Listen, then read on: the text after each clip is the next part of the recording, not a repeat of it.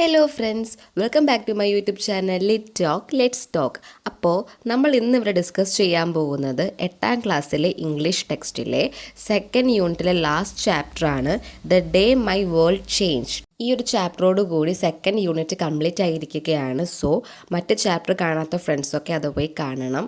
വലിച്ചു നീട്ടാതെ നമുക്ക് സ്റ്റോറിയിലേക്ക് പോകാം. The day my world changed എന്ന് വെച്ചാൽ എന്താ? എൻ്റെ ലോകം മാറി മറിഞ്ഞ ആ ദിവസം. എൻ്റെ ലോകം എന്ന് പറയുമ്പോൾ ഇവിടെ ആരുടെ കഥയെ പറ്റിയാണ് പറയുന്നത്? മലാല യൂസഫ്സായി. ഈ വീഡിയോയ്ക്കകത്തിൽ എന്തെങ്കിലും ഡിസ്റ്റർബൻസ് ഉണ്ടെങ്കിൽ ക്ഷമിക്കുക. ഇവിടെ ഭയങ്കര മഴയാണ്, രാവിലെ തൊട്ടേ തുടങ്ങിയതാണ്, ഇതുവരെ തോരുന്നില്ല. പോരാത്തതിന് എനിക്ക് പനിയും കൂടെയാണ്. സോ എന്തെങ്കിലും ഡിസ്റ്റർബൻസ് ഉണ്ടെങ്കിൽ ക്ഷമിക്കുക. ഒരു അർദ്ധരാത്രിയിൽ സൃഷ്ടിക്കപ്പെട്ട രാജ്യത്ത് നിന്ന് വന്ന ആളാണ് ആര്? മലാല. അതെന്താ അങ്ങനെ പറഞ്ഞേ? അങ്ങനെ അർദ്ധരാത്രിയിൽ സൃഷ്ടിക്കപ്പെട്ട രാജ്യമാണ് ഏത്? പാകിസ്ഥാൻ. ഇന്ത്യക്ക് 1947 ഓഗസ്റ്റ് 15 സ്വാതന്ത്ര്യം കിട്ടുമ്പോൾ നമുക്ക് അർദ്ധരാത്രിയിലാണ് സ്വാതന്ത്ര്യം കിട്ടുന്നത് അല്ലേ? അതേപോലെ കുറച്ച് മണിക്കൂറുകൾക്ക് മുമ്പാണ് 1947 ഓഗസ്റ്റ് 14 പാകിസ്ഥാന് ഫ്രീഡം കിട്ടുന്നത്. അതിനുശേഷമാണ് നമ്മുടെ ഇന്ത്യക്ക് സ്വാതന്ത്ര്യം കിട്ടുന്നത്. ഓക്കെ, അപ്പോൾ ഇതിൽ നിന്ന് എന്ത് മനസ്സിലായി? മലാല പാകിസ്ഥാനിൽ നിന്നുള്ള ഒരാളാണെന്ന് മനസ്സിലായി. ഇനി എന്താ പറയുന്നേ? നമ്മളിവിടെ ചർച്ച ചെയ്യുന്നത് മലാലയുടെ ലോകം മാറി മറിഞ്ഞ ദിവസത്തെ പറ്റിയാണ്. സോ അതിലേക്ക് വരാം. ഞാൻ ഏകദേശം മരിച്ചു എന്ന ഒരവസ്ഥ വന്നിരുന്നു. എപ്പോൾ? ഒരു മിഡ് ഡേ, അതായത് ഉച്ച കഴിഞ്ഞൊരു സമയം. ആ ദിവസം എന്നും പോകുന്ന പോലെ തന്നെ ഞാൻ സ്കൂളിലേക്ക് പോകാൻ വീട്ടിൽ നിന്നിറങ്ങി. അന്ന് രാവിലെ വീട്ടിൽ നിന്നിറങ്ങിയെങ്കിലും പിന്നെ തിരിച്ച് മലാല തൻ്റെ വീട്ടിലേക്ക് പോയിട്ടില്ല. അതെന്തായിരിക്കും കാരണം? അതിന് മാത്രം ഒരു ഇൻസിഡൻറ്റ് അന്ന് നടന്നിട്ടുണ്ടെന്നർത്ഥം. ഇനി മലാല ഇപ്പം താമസിക്കുന്ന അല്ലെങ്കിൽ ഇപ്പോഴത്തെ കാര്യത്തെ പറ്റിയാണ് പറയുന്നത്. ഇപ്പോൾ ഞാൻ എല്ലാ ദിവസവും രാവിലെ എഴുന്നേൽക്കുമ്പോൾ എൻ്റെ ആ പഴയ റൂം ഒത്തിരി മിസ് ചെയ്യാറുണ്ട്. അതായത് നമ്മുടെ സ്വന്തം റൂമിന് നമ്മളോട് അറ്റാച്ച്മെൻറ്റ് ഉണ്ടാവത്തില്ലേ, അതേപോലെ മലാലയ്ക്കും മലാലയുടെ റൂമിനോട് അറ്റാച്ച്മെൻറ്റ് ഉണ്ടായിരുന്നു. അവിടെ മലാലയുടെ റൂം എങ്ങനെയായിരുന്നു? സാധനങ്ങൾ നിറഞ്ഞൊരു റൂമായിരിക്കും, ഡ്രസ്സൊക്കെ എപ്പോഴും തറയിലായിരിക്കും. അതേപോലെ മലാലയ്ക്ക് കിട്ടിയ പ്രൈസുകളൊക്കെ ഒരു ഷെൽഫിനകത്തിൽ ഇങ്ങനെ അടുക്കി വെച്ചിരിക്കുകയാണ്. സോ എല്ലാ ദിവസവും രാവിലെ എഴുന്നേൽക്കുമ്പോൾ മലാലയ്ക്ക് അതാണ് ഓർമ്മ വരിക. ഏത്? തൻ്റെ റൂം. അതേപോലെ എൻ്റെ വീട്, അതായത് ഹോംലാൻഡൊക്കെ ഇപ്പം ഞാൻ നിൽക്കുന്ന കൺട്രിയിൽ നിന്നും 5 മണിക്കൂറത്തെ വ്യത്യാസമുണ്ട്. അതായത് ഇപ്പോൾ മലാല നിൽക്കുന്ന സ്ഥലത്ത് 5 മണിക്കൂർ പിറകിലേക്കാണ് പോകുന്നത്. സമയവ്യത്യാസത്തെ പറ്റിയാണ് പറഞ്ഞത്. ഓക്കെ, എന്നിട്ട് എന്താ പറയുന്നത്? ഇപ്പം ഞാൻ താമസിക്കുന്നിടത്ത് ജനലുകൾ തുറക്കുമ്പോൾ എനിക്ക് കാണാൻ കഴിയുന്ന കാര്യങ്ങൾ എന്തൊക്കെയാണ്? വലിയ വലിയ ബിൽഡിങ്സുകൾ, നീളമുള്ള റോഡിൽ നിറയെ ക്യൂ ആയിട്ട് അല്ലെങ്കിൽ ഒരു ഓർഡറിൽ പോകുന്ന കുറേ വണ്ടികളും, അതേപോലെ ചെറിയ ബുഷസ് കൊണ്ടുള്ള വേലി, പുൽമേട്, അങ്ങനെ വൃത്തിയുള്ളൊരു സ്ഥലം തന്നെയാണ്. പക്ഷേ അങ്ങനെ ഒരു വൃത്തിയുള്ള സ്ഥലമാണെങ്കിൽ പോലും, എത്രയൊക്കെ കാര്യങ്ങളുണ്ടെങ്കിൽ പോലും മലാലയുടെ മനസ്സ് എവിടെയാണ്? തൻ്റെ ഹോം ലാൻഡിലാണ്. അങ്ങനെ ഇപ്പോൾ താമസിക്കുന്ന സ്ഥലത്തെപ്പറ്റി ഒന്ന് ഡിസ്ക്രൈബ് ചെയ്തതിന് ശേഷം പിന്നെയും എന്ത് ചെയ്തു? മലാല ഒന്ന് കണ്ണടച്ചിട്ട് തൻ്റെ മനസ്സ് തൻ്റെ ഹോംലാൻഡിലേക്ക് പോകുന്നു. ആ കണ്ണടച്ച് ഹോംലാൻഡിലേക്ക് പോകുമ്പോൾ എന്തൊക്കെ കാര്യങ്ങളാണ് ഓർക്കുന്നത് മലാല? വാലി, അതായത് താഴ്വര, അതേപോലെ മഞ്ഞ് നിറഞ്ഞ മലകൾ, പച്ചപ്പുള്ള ചെടികൾ കാറ്റിൽ ആടി നിൽക്കുന്നത്, അതേപോലെ റിവറിനുള്ളിലുള്ള ഫ്രഷ് ആയിട്ടുള്ള നീല കളറിലെ വെള്ളം. ഇതൊക്കെയാണ് താൻ ആ ഒരു മൊമെൻറ്റ് കണ്ണടച്ച് അല്ലെങ്കിൽ തൻ്റെ മനസ്സൊരു നിമിഷത്തേക്ക് തൻ്റെ ഹോംലാൻഡിലേക്ക് പോയപ്പോൾ താൻ ചിന്തിച്ചത്. ഇതൊക്കെ ഓർക്കുമ്പോൾ മലാലയുടെ മുഖത്ത് ഒരു ചിരി അല്ലേ, ഒരു പുഞ്ചിരി ഇങ്ങനെ വിടരും. അങ്ങനെ അത് ഓർത്തോർത്തിരിക്കവേ പിന്നെ എങ്ങോട്ട് പോയി മനസ്സ്? തൻ്റെ സ്കൂളിലേക്ക് പോയി, തൻ്റെ ഫ്രണ്ട്സിൻ്റെ അടുക്കലേക്ക്, തൻ്റെ ടീച്ചേഴ്സിൻ്റെ അടുക്കലേക്ക്, അങ്ങനെ പോയി തൻ്റെ ബെസ്റ്റ് ഫ്രണ്ടായിട്ടുള്ള മോനുബയുടെ അടുത്ത് വരെ എത്തുന്നു. ഇനി സ്കൂളിനെ പറ്റിയും ക്ലാസ്സിനെ പറ്റിയും എന്തൊക്കെ കാര്യങ്ങളാണ് മലാല ഓർക്കുന്നതെന്ന് നോക്കാം. മോനിബ എന്ന് പറയുന്നത് നമ്മുടെ മലാലയുടെ ബെസ്റ്റ് ഫ്രണ്ടാണ്. അപ്പോൾ അവർ ഒന്നിച്ചിരുന്ന് സംസാരിക്കുന്നതും തമാശ പറയുന്നതും അങ്ങനെ എല്ലാ കാര്യങ്ങളും എന്ത് ചെയ്യുകയാണ്? ഓർത്തിങ്ങനെ ഇരിക്കുകയാണ്. ആ ഒരു ടൈമിലാണ് പെട്ടെന്ന് മലാല ഓർക്കുന്നത്, ഞാൻ ഇപ്പോൾ എവിടെയാണ്? ഇംഗ്ലണ്ടിലെ ഒരു സിറ്റിയായ ബിർമിംഗം എന്ന സ്ഥലത്താണ്. തൻ്റെ ലൈഫിൽ എല്ലാം മാറി മറിഞ്ഞ ആ ദിവസം അതെന്നായിരുന്നു? 2012 ഒക്ടോബർ 9 ഒരു ചൊവ്വാഴ്ചയായിരുന്നു. നമ്മൾ ആദ്യം പറഞ്ഞ പോലെ തന്നെ അന്ന് രാവിലെ, അതായത് ഈ ചൊവ്വാഴ്ച രാവിലെ എന്ത് ചെയ്തു? ഞാൻ എന്നും സ്കൂളിൽ പോകുന്ന പോലെ അന്നും സ്കൂളിൽ പോയി. ഇവരെങ്ങനെയാണ് പോകുന്നത്? ചെളി നിറഞ്ഞു നിൽക്കുന്ന ഒരു വഴിയിൽ കൂടെ എത്തി. അതായത് ഹാജിബാബ റോഡെന്ന് പറയുന്ന റോഡിൽ നിന്നും കുറച്ചു ദൂരമേ ഇവരെത്തുന്ന വഴിയിലുള്ളൂ. അതിന് കുറച്ചകലെയായിട്ടാണ് ഇവരെത്തുന്ന റോഡ്. അവിടെ എത്തിക്കഴിഞ്ഞാൽ റിക്ഷോകളൊക്കെ എങ്ങനെയാണ് പോകുന്നത്? ഒരു ജാഥ എങ്ങനെ പോകുന്നോ അതേപോലെയാണ് പോകുന്നത്. അതിൽ കയറിയാണ് ആര് പോകുന്നത്? ഞങ്ങളും പോകുന്നത്. ഞങ്ങളും എന്ന് പറഞ്ഞാൽ മലാലയും മലാലയുടെ കൂട്ടുകാരുമാകാം. അങ്ങനെ അവർ സ്കൂളിൻ്റെ ഗേറ്റ് എത്തുന്നു, സ്കൂളിൻ്റെ കവാടം. അവിടെ എത്തിക്കഴിയുമ്പോൾ അവർക്കുള്ളിൽ ഫീൽ ചെയ്തത് എന്താണ്? ഞങ്ങളുടേതായ ലോകത്തിൻ്റെ കവാടമാണത്. ഞാൻ ജനിക്കുന്നതിന് മുമ്പ്, അതായത് മലാല ജനിക്കുന്നതിന് മുമ്പ് തന്നെ തൻ്റെ അച്ഛൻ സ്ഥാപിച്ച സ്കൂളാണത്.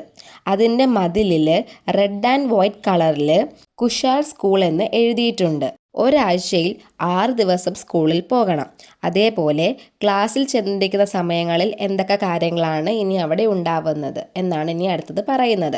കെമിക്കൽ ഇക്വേഷൻസ് ഒക്കെ അപ്പം നമ്മളാണെങ്കിലും ക്ലാസ്സിലൊക്കെ പഠിച്ചുകൊണ്ടിരിക്കുമ്പോൾ ഓരോ ഇക്വേഷൻസ് ഒക്കെ ഇങ്ങനെ പറഞ്ഞു നോക്കാറില്ലേ? അതേപോലെ കെമിക്കൽ ഇക്വേഷൻസ് ഒക്കെ എന്ത് ചെയ്യാറുണ്ട്? ഇടയ്ക്കിടയ്ക്ക് ഇങ്ങനെ പറഞ്ഞു നോക്കി പഠിക്കാറുണ്ട്. ഉറുദു ഗ്രാമർ പഠിക്കാറുണ്ട്. അതേപോലെ ഗുണപാഠമുള്ള സ്റ്റോറികളൊക്കെ എഴുതാറുണ്ട്. ബ്ലഡ് സർക്കുലേഷൻ്റെ ഡയഗ്രാം വരയ്ക്കുന്നു. ഇങ്ങനെ ക്ലാസ്സിലെ കുറച്ച് കാര്യങ്ങളെ പറ്റിയാണ് ഇവിടെ ഡിസ്ക്രൈബ് ചെയ്യുന്നത്. അതേപോലെ തൻ്റെ ക്ലാസ്സിലെ, അതായത് മലാലയുടെ ക്ലാസ്സിലെ ഏറെക്കുറെ പേർക്കും ഭാവിയിൽ ഡോക്ടർ ആവാനായിരുന്നു ആഗ്രഹം. അങ്ങനെ താൻ പറഞ്ഞു വരുന്ന ആ ദിവസത്തിൻ്റെ രാവിലെയും എല്ലാ ദിവസം പോലെ എന്ത് ചെയ്തു? ക്ലാസ് സ്റ്റാർട്ട് ചെയ്തു. പക്ഷേ കുറച്ച് താമസിച്ചായിരുന്നു. കാരണം ഒരു 8 മണിക്ക് തുടങ്ങേണ്ട ക്ലാസ് 9 മണി ആയപ്പോഴാണ് സ്റ്റാർട്ട് ചെയ്തത്. ബിക്കോസ് അവർക്കന്ന് എക്സാം ഡേ ആയിരുന്നു. പിന്നെന്താ പറയുന്നേ? എൻ്റെ വീട്ടിലെ ഫ്രണ്ടിലുള്ള നീളമുള്ള ഒരു റൂമുണ്ട്. അതിലാണ് എന്ത് ചെയ്യുക? ഞാൻ ഉറങ്ങാറ്. അവിടെ ആകെയുള്ള ഫർണിച്ചർ എന്ന് പറയുന്നത് ഒരു കട്ടിലും ഒരു ക്യാബിനറ്റുമാണ്. ക്യാബിനറ്റ് എന്ന് വെച്ച് കഴിഞ്ഞാൽ അലമാര, ഷെൽഫ് ഇല്ലേ, അതാണ്. ആ ഒരു ക്യാബിനറ്റ് ഞാൻ വാങ്ങിയതാണ്. അപ്പോൾ ആലോചിക്കും, സ്കൂളിൽ പഠിക്കുന്ന ഒരു കുട്ടി എങ്ങനെയാണ് അത്രയും വലിയൊരു ക്യാബിനറ്റ് വാങ്ങുകയാണ്? അത് തനിക്ക് ഒരു അവാർഡ് കിട്ടിയതാണ്. ആ അവാർഡിലൂടെയാണ് എന്ത് ചെയ്തത്? ഈ ക്യാബിനറ്റ് വാങ്ങിയത്. എന്തിനാണ് അവാർഡ് കിട്ടിയത്? താൻ ചെയ്ത ആക്ടിവിറ്റിയെ ബേസ് ചെയ്തുകൊണ്ടാണ്. താൻ എന്ത് ആക്ടിവിറ്റിയാണ് ചെയ്തത്? അവരുടെ താഴ്വരയിൽ, അതായത് അവരുടെ ആ സ്ഥലത്ത് എല്ലാ പെൺകുട്ടികൾക്കും സ്കൂളിൽ പോകാനുള്ള അവകാശത്തെ പറ്റിയും അതേപോലെ സമാധാനത്തെ ബേസ് ചെയ്തുള്ള ആക്ടിവിറ്റിയെ പറ്റിയുമാണ് അവൾ സംസാരിച്ചതും. അതിനു വേണ്ടിയിട്ടാണ് അവൾക്ക് എന്ത് കിട്ടിയത്? അവാർഡ് കിട്ടിയതും. അതിലൂടെയാണ് അവൾ എന്ത് ചെയ്തത്? ക്യാബിനറ്റ് വാങ്ങിയതും. ആ ഒരു അലമാര നിറയെ ട്രോഫികളാണ്. അതായത് താൻ ക്ലാസ് ഫസ്റ്റ് ആയതിൻ്റെയും അങ്ങനെ മറ്റുമുള്ള കുറേ ട്രോഫികളാണ് അത് നിറച്ചുള്ളത്. മലാലയുടെ വീട്ടിൽ നിന്ന് അത്രയും ദൂരമൊന്നുമില്ല സ്കൂളിലേക്ക് എത്താൻ. ആദ്യമൊക്കെ മലാല എന്ത് ചെയ്യാറാണ് പതിവ്? നടന്നു പോകാറാണ് പതിവ്. പക്ഷേ ഇപ്പോൾ പോകുന്നത് രാവിലെ ഫ്രണ്ട്സിൻ്റെ കൂടെ റിക്ഷോയിലും തിരിച്ച് വീട്ടിൽ വരുന്നത് ബസ്സിലുമാണ്. ഇതിന് കാരണം എന്തെന്ന് വെച്ചാൽ തൻ്റെ അമ്മയുടെ പേടി കൊണ്ടാണ്, ഭയം കൊണ്ടാണ്. അതെന്താ കാരണം? ആ ഒരു ടൈമിൽ ഇവർക്ക് ഒരുപാട് ഭീഷണികൾ മെസ്സേജായിട്ടും ന്യൂസ് പേപ്പറിലൂടെയൊക്കെ വരുന്നുണ്ട്. സോ മലാല ഒറ്റയ്ക്ക് പോകുന്നത് ഭയമായതുകൊണ്ടാണ് അമ്മ അങ്ങനെ ഒരു തീരുമാനമെടുക്കുന്നത്. അമ്മയ്ക്ക് എന്നെ ഓർത്ത് വളരെയധികം ടെൻഷനായിരുന്നു. പക്ഷേ മലാലയ്ക്കൊരിക്കലും മലാലയെ തിരക്കി അവർ വരില്ല എന്ന്, അതായത് ഇവരെ ആക്രമിക്കാൻ വരുന്ന ആൾക്കാർ വരില്ല എന്ന് ഒരു നിശ്ചയമുണ്ടായിരുന്നു. പക്ഷേ തൻ്റെ അച്ഛനെ തേടി അവർ വരും എന്നുള്ള ടെൻഷൻ ആർക്കുണ്ടായിരുന്നു? മലാലയ്ക്കുണ്ടായിരുന്നു. തൻ്റെ അച്ഛൻ്റെ കൂടെ തൻ്റെ അച്ഛൻ്റെ എല്ലാ പ്രവർത്തനങ്ങളിലും ഈ ഭീകരർക്കെതിരെ സംസാരിച്ചിരുന്ന കൂടെ ഉണ്ടായിരുന്ന ഒരു വ്യക്തിയെ എന്ത് ചെയ്തു? അക്രമികൾ കൊന്നുകളഞ്ഞു. ആ ഒരു സമയത്ത് തൻ്റെ അച്ഛനോട് എല്ലാവരും പറയുകയുണ്ടായി എന്ത് ചെയ്യാൻ? സൂക്ഷിക്കാൻ. കാരണം അടുത്തത് ഇനി എന്തായിരിക്കാം? മലാലയുടെ അച്ഛനായിരിക്കാം. എൻ്റെ അച്ഛനെ പോലെ തന്നെയായിരുന്നു ഞാനും. അതായത് ഒരു പകൽ സ്വപ്നം കാണുന്ന ആളായിരുന്നു, ഡേ ഡ്രീമർ ആയിരുന്നു. ഞാൻ വീട്ടിലേക്കുള്ള വഴിയിലേക്ക് ഇങ്ങനെ നടക്കുമ്പോൾ ജസ്റ്റ് ഒന്ന് ഇമാജിൻ ചെയ്യാറുണ്ട്. അതായത് പെട്ടെന്ന് ഭീകരർ ചാടി വരുന്നു, അതേപോലെ വെടിവെക്കാൻ വേണ്ടി തോക്കു ചൂണ്ടുന്നു. അങ്ങനെ ഒരു സിറ്റുവേഷൻ ഉണ്ടായാൽ ഞാൻ എന്ത് ചെയ്യും എന്നൊക്കെ എന്ത് ചെയ്യാറുണ്ട്? ഞാൻ ഇങ്ങനെ ഇമാജിൻ ചെയ്യാറുണ്ട്. എന്ത് ചെയ്യാനാണ്? അങ്ങനെ ഒരാൾ വന്നു കഴിഞ്ഞാൽ ഒരു പക്ഷേ ഞാൻ ഷൂ എടുത്ത് അവരെ അടിച്ചേക്കാം. പിന്നെ ഞാൻ ആലോചിച്ചു, അങ്ങനെ ഞാൻ ഷൂ എടുത്ത് അടിച്ചു കഴിഞ്ഞാൽ പിന്നെ ഞാനും അയാളും തമ്മിലുള്ള വ്യത്യാസം എന്താണ്? അതുകൊണ്ട് അത് വേണ്ട. കാര്യങ്ങൾ പയ്യെ പറഞ്ഞ് മനസ്സിലാക്കാൻ നോക്കുക. അപ്പം എന്ത് ചെയ്യാം? ഇങ്ങനെ പറയാം, ഞാൻ പറയുന്ന നിങ്ങൾ കേട്ടതിന് ശേഷം എന്ത് ചെയ്തോളൂ, നിങ്ങൾ എന്നെ വെടിവെച്ചോളൂ. എന്നിട്ട് എന്താണ് പറയേണ്ടത്? വ്യക്തമായി പറഞ്ഞാൽ, ഞാൻ നിങ്ങളെ എതിർ നിൽക്കുന്ന ഒരാളെ അല്ല.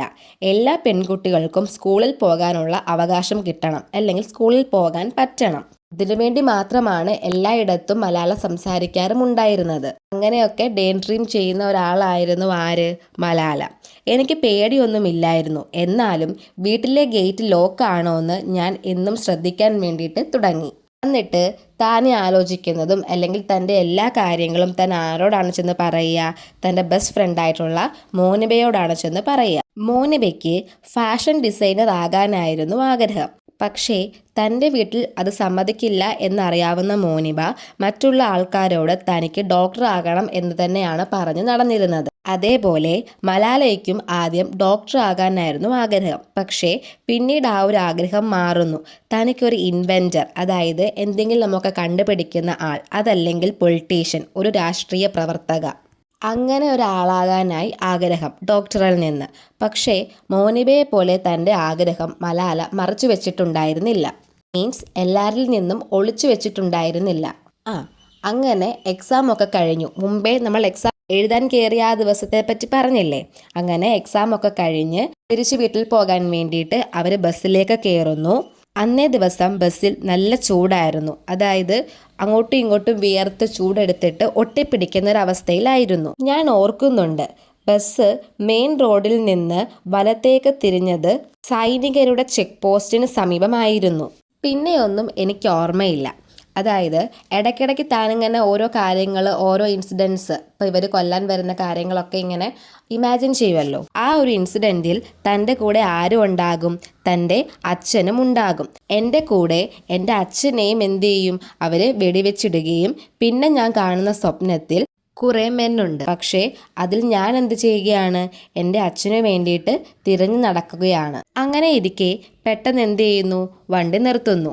അവർ നേരത്തെ തിരിഞ്ഞ ചെക്ക് പോസ്റ്റ് കഴിഞ്ഞിട്ട് ഒരു 200 മീറ്റർ ആയിട്ടേ ഉള്ളൂ. വണ്ടിയുടെ മുൻവശം അധികം തെളിഞ്ഞ് കാണാനായിട്ട് കഴിയുന്നില്ല. താടിയുള്ള ലൈറ്റ് കളർ ഡ്രസ്സ് ഇട്ട ഒരാൾ വണ്ടി നിർത്താൻ ഇങ്ങനെ കാണിക്കുന്നു, അല്ലെങ്കിൽ വണ്ടിയെ തടയുന്നു. ഇതാണോ കുഷാൻ സ്കൂൾ ബസ് എന്ന് അയാൾ ചോദിക്കുന്നു. അപ്പോൾ ആ ബസ്സിൻ്റെ ഡ്രൈവറായിട്ടുള്ള ഉസ്മാൻ ഭായിജാൻ പറയുകയാണ്, സ്കൂൾ ബസ്സിൻ്റെ സൈഡിൽ എഴുതിയിട്ടുണ്ടല്ലോ പേര്, പിന്നെ താൻ എന്തിനാണ് എടുത്ത് ചോദിക്കുന്നത്? ഇയാളൊരു മണ്ടനാണോ എന്ന വിധത്തിൽ. അപ്പോൾ തടഞ്ഞ ആ വ്യക്തി പറയുന്നു അതെ എന്ന്. എന്നിട്ട് പറയുന്നു, ഇതിൽ കുറച്ച് കുട്ടികളുടെ ഇൻഫോർമേഷൻ തനിക്ക് വേണം. അപ്പോൾ ഡ്രൈവർ പറയുന്നത് എന്താണ്? അത് ഓഫീസിൽ പോയി തിരക്കാൻ. അതേസമയം, അതായത് ഈ ഒരു പുള്ളിക്കാരനും നമ്മുടെ ഡ്രൈവറും കൂടെ സംസാരിച്ചുകൊണ്ടിരിക്കുന്ന സെയിം ടൈമിൽ വേറെ ഒരാൾ, അയാളുടെ തലയിൽ ഒരു തൊപ്പിയുണ്ട്. അതായത് പോലീസുകാരുടെയൊക്കെ തലയിൽ ഇരിക്കുന്ന തൊപ്പിയില്ലേ, അതേപോലത്തെ ഒരു തൊപ്പിയുണ്ട്. അയാൾ ഒരു വൈറ്റ് ഷർട്ടാണ് ഇട്ടിരിക്കുന്നത്. അയാൾ എന്ത് ചെയ്യുന്നു? വാനിൻ്റെ പുറകിൽ കൂടെയാണ് വരുന്നത്. എന്നിട്ട് നമ്മൾ ലോറിയൊക്കെ കയറാൻ വേണ്ടിയിട്ട് സൈഡിലൊരു സാധനം ഉണ്ടല്ലോ, അതിനകത്തിൽ ഇങ്ങനെ ചവിട്ടി നേരെ ഇവരുടെ ബസ്സിനുള്ളിലേക്ക് തിരിയുന്നു. ഒരു കോളേജ് ബോയെ പോലെയാണ് ചുരുക്കത്തിൽ അയാളെ കണ്ടാൽ തോന്നുന്നത്. ഇത് കാണുന്ന മോനിബ മലാലയോട് ചോദിക്കുന്നു, ഇതൊരു ജേർണലിസ്റ്റ് വല്ലമാണോ ഇൻ്റർവ്യൂ എടുക്കാൻ? അപ്പോൾ മലാല പറയുന്നു, താൻ തൻ്റെ അച്ഛൻ്റെ കൂടെ അച്ഛൻ പോകുന്ന സ്ഥലങ്ങളിൽ തൻ്റെതായിട്ടുള്ള നയങ്ങൾ, അതായത് എന്താണ് തൻ്റെ നയങ്ങൾ? എല്ലാ പെൺകുട്ടികളെയും സ്കൂളിലേക്ക് വിടാനുള്ള അവകാശത്തെ പറ്റിയും സമാധാന പ്രവർത്തനങ്ങളെ പറ്റിയൊക്കെ ആരും സ്പീച്ചൊക്കെ പറയാറുണ്ട്, മലാലയും സ്പീച്ചൊക്കെ പറയാറുണ്ട്. അങ്ങനെയൊക്കെ പല ജേർണലിസ്റ്റും എന്ത് ചെയ്തിട്ടുണ്ട്? വന്നിട്ടുണ്ട്. പക്ഷേ ഇതുപോലെ വഴി തടഞ്ഞു നിർത്തി ആരും എന്ത് ചെയ്തിട്ടില്ല? ഇൻ്റർവ്യൂയോ ചോദ്യങ്ങളോ ചോദിച്ചിട്ടില്ല. ഇയാളുടെ മുഖം ഹാൻഡ്കർച്ചീഫ് വെച്ചിട്ട് മറച്ചു പിടിച്ചിരിക്കുകയാണ്. അങ്ങനെ ഇയാൾ വന്നിട്ട് ചോദിക്കുന്നു, ആരാണ് മലാല? അവിടെ ഇരുന്ന് ആരും തന്നെയും ഒന്നും മിണ്ടിയില്ല. എങ്കിലും കുറേ പേരൊക്കെ എന്ത് ചെയ്തു? മലാലയുടെ മുഖത്തേക്ക് തിരിഞ്ഞു നോക്കി. ആ കൂട്ടത്തിൽ മുഖം മറച്ചു വെക്കാത്ത ഒരേ ഒരാളായിരുന്നു മലാല. അയാളുടെ കയ്യിൽ ഒരു കറുത്ത തോക്കുണ്ടായിരുന്നു. അയാൾ അത് ചൂണ്ടി എല്ലാവരെയും പേടിപ്പിച്ചു.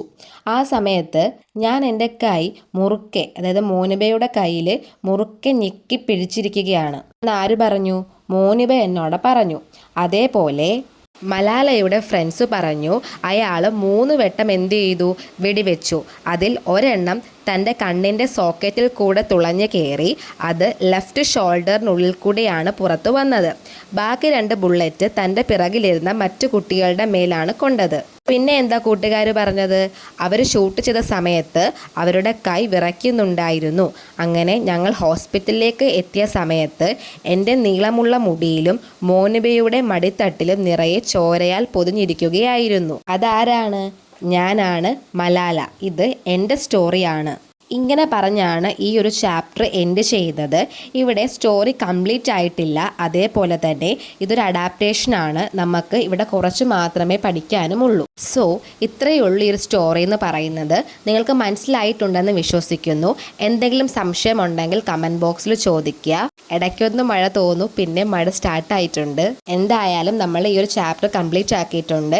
ഈ യൂണിറ്റിലെ എല്ലാ ചാപ്റ്റേഴ്സും നമ്മൾ കംപ്ലീറ്റ് ആക്കിയിട്ടുണ്ട്. അടുത്ത യൂണിറ്റിലെ ഓരോ ചാപ്റ്ററിലെ വീഡിയോ നമ്മൾ ഉടനെ തന്നെ അപ്ലോഡ് ചെയ്യുന്നതായിരിക്കും. സോ എൻ്റെ ക്ലാസ്സൊക്കെ നിങ്ങൾക്ക് ഇഷ്ടപ്പെടുന്നുണ്ടെങ്കിൽ, മനസ്സിലാകുന്നുണ്ടെങ്കിൽ സബ്സ്ക്രൈബ് ചെയ്യുക, സപ്പോർട്ട് ചെയ്യുക, ഷെയർ ചെയ്യുക.